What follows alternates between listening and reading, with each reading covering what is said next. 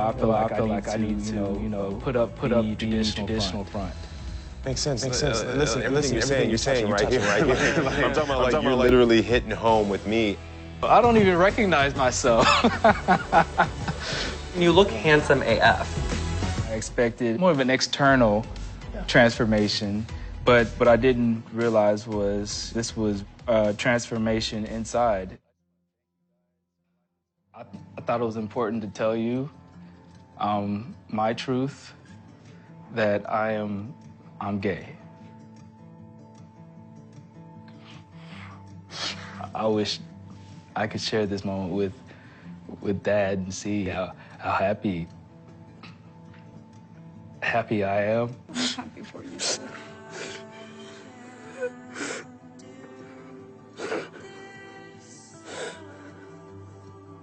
Do you know I have a boyfriend?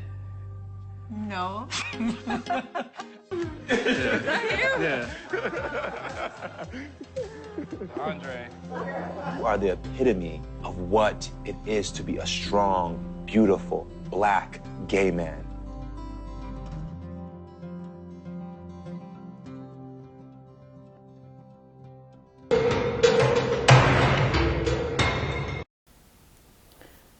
Greetings, family. Good to be here with you again. We're going to be looking at another topic here. And as you saw the title of this piece, it is The Gay Agenda, War on Black Men. You know, as we look through time and we see that when the Most High first created man, he created man, and then he said he formed the woman from the man. So it was always set in place, the natural order of things was for there to be the man and the woman. And the Most High gave the command that they should fill the earth. And so as we are here today, as we look at the sins of our forefathers, the things that they have done, you know, it is written by Kohileth that there's nothing new under the sun.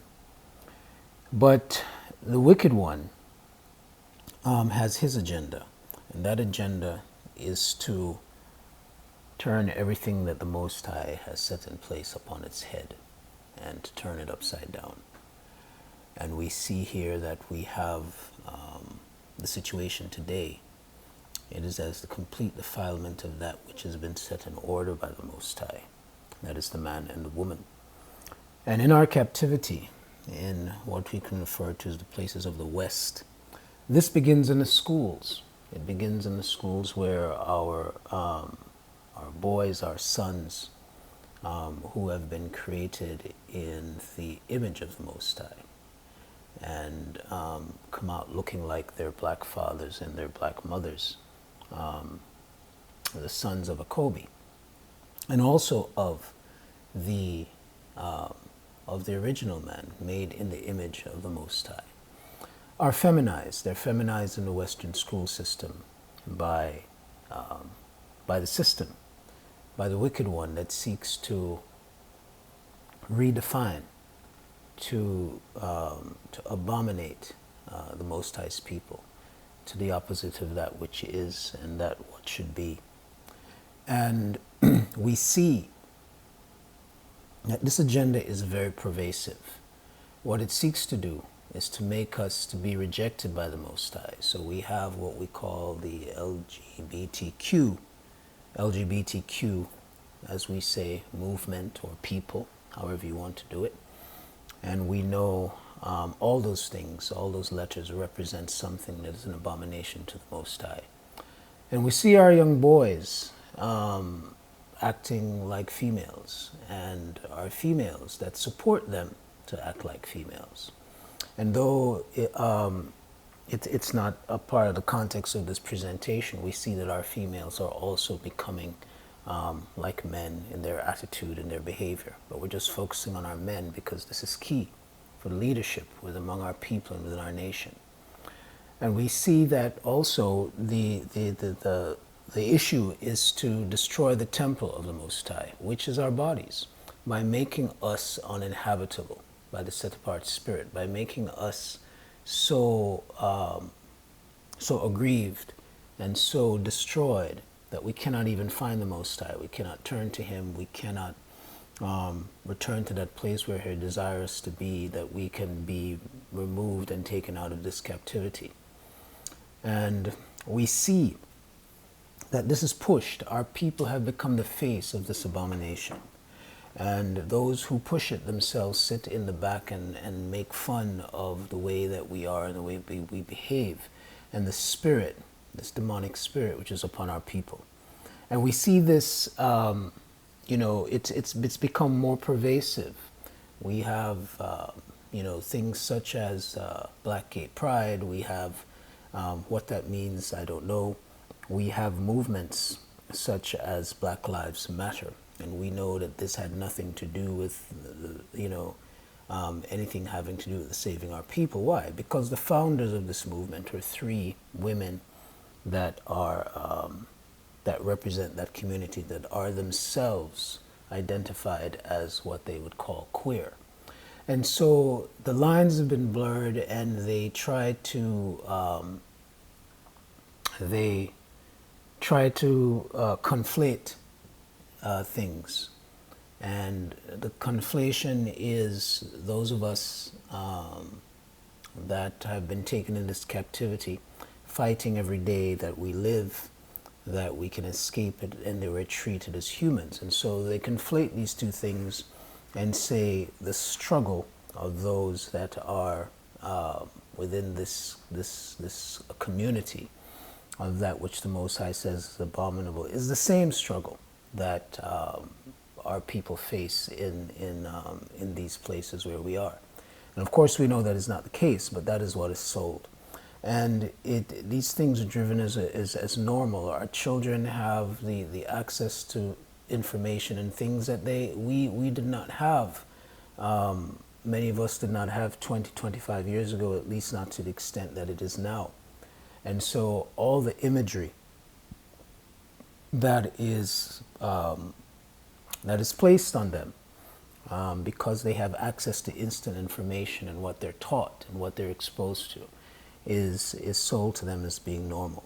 And so, for the lack of a better term, they become confused. They don't even know what is going on.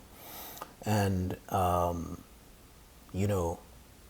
mothers are encouraging their children and say they are supporting them and showing them love. Black mothers, as we witnessed in the previous video, when their boys,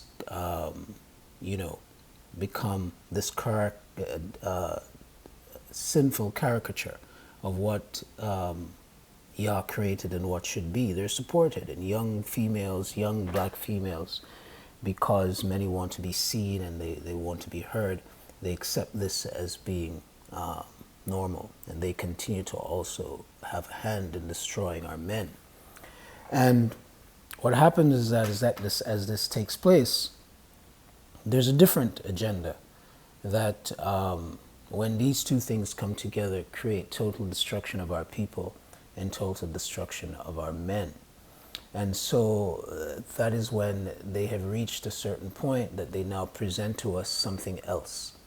And what they present to us is what the Most High has ordered us not to do. What is presented to us is another thing that is not natural. And that is for our, after they have abominated our black men and have, have had this war upon our men, where our men, so many of our men are turning to this way that is unnatural, they then take the black woman and they give her unto themselves and say that this is normal and this is natural and this is what should be.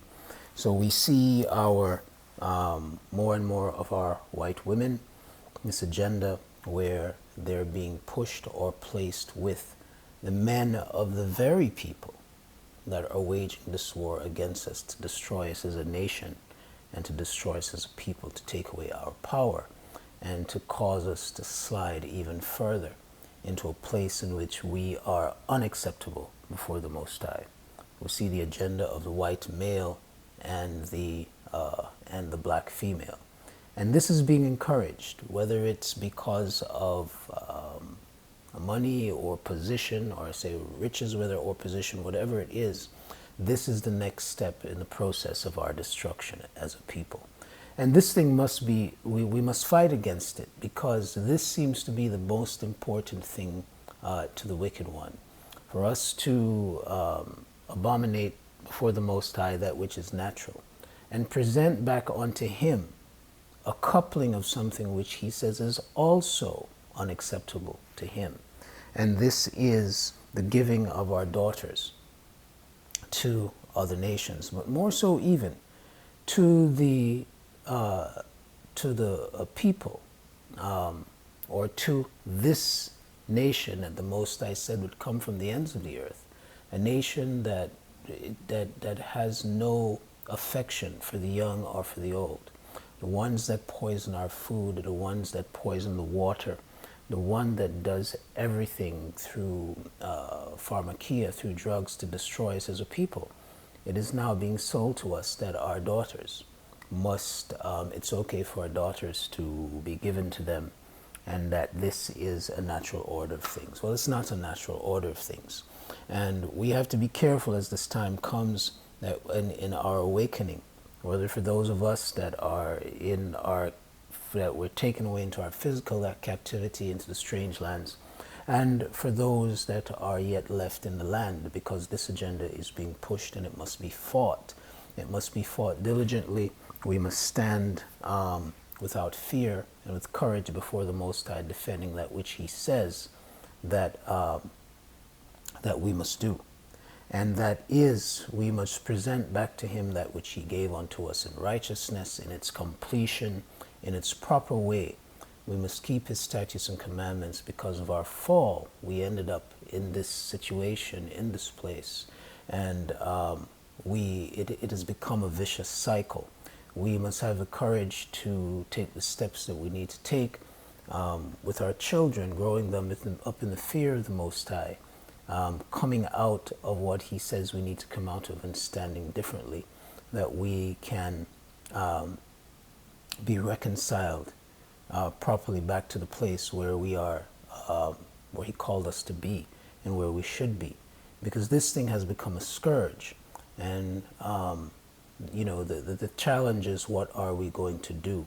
Because it's moving very fast. And with all the distractions around us, we need to understand and know that we have to filter out all of the smoke, and we have to do what is necessary for us to survive before the Most High.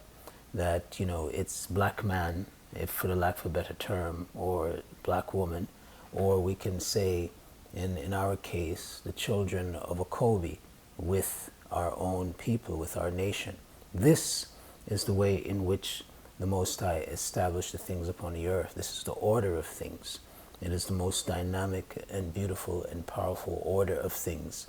And, you know, it must be protected with a fight in every way. We must fight the enemy and his cunning and his devices. And we must overcome, because this is the fight of the day. And if we allow it to overtake us as a people, many of us are going to be destroyed.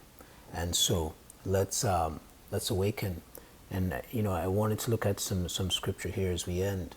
And I like to read from the Breton Septuagint, because it says here it's the oldest translation of our scripture, 200 years before the creation of Christianity. So let's look at what it reads. Leviticus 18:22-23.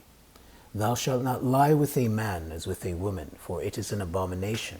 Neither shalt thou lie with any quadruped for copulation, to be polluted with it. Neither shall a woman present herself before any quadruped to have connection with it, for it is an abomination. Let's go on. Leviticus chapter 20, verse 13. And whosoever shall lie with a male as with a woman, they have both wrought abomination. Let them die the death. They are guilty. Jubilees chapter 30, verse 11. And do you, Masha, command the children of Yakobi, and exhort them not to give their daughters to the other nations, and not to take for their sons any of the daughters of the other nations. For Yahuwah sees this as an abomination. I'll see you on the next one, family. Selah.